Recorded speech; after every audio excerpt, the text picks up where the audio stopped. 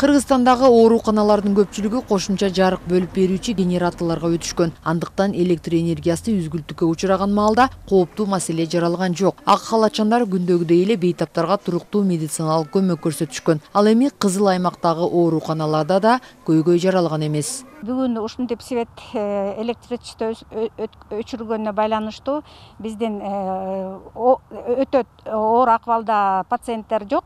11 пациент средней тяжести, алардын баары тең суюк кислород менен дем алып атышат. Анткени биздин резервуар бар, ал жакта жанагы суюк кислород, биздин ар бир палатада точкалар бар, ошол суюк кислород менен пациенттер колдонуп атышат. Кыргызстандын түштүгүндөгү Ош облустар аралык балдар клиникалык ооруканасында да кооптуу маселе жаралган эмес. Аталган оорукана 2 линияга уланган. Бүгүн кошумча резервдик линия дагы өчкөндүктөн мекеменин жарыгы автоматтык түрдө генераторго уланып, операция бөлүмү, томография, кабыл алуу, администрация жана жандандыруу бөлүмдөрү күндөгүдөй эле иш тартибинде иштешти.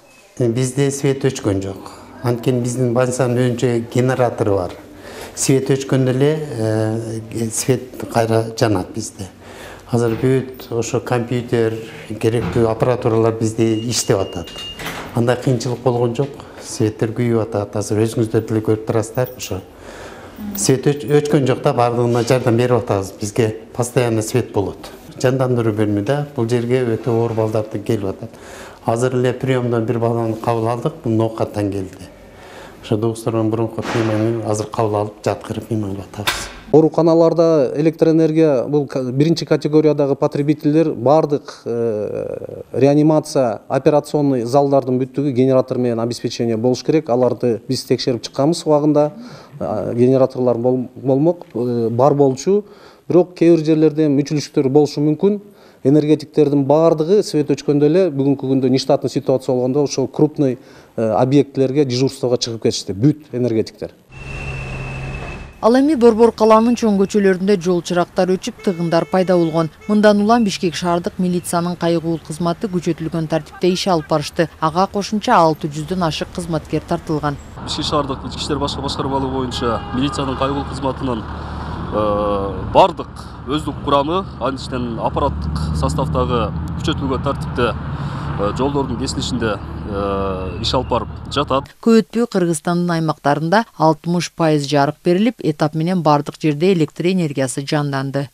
Боразиянын энергосистемасында штаттан тышкары учур болду. Бул биздин автоматиканы өчүрүүгө алып келди.